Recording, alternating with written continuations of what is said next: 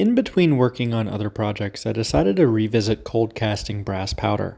This time, however, I used only water for the binder. Surprisingly, this mixed well enough to pour into a mold and then freeze.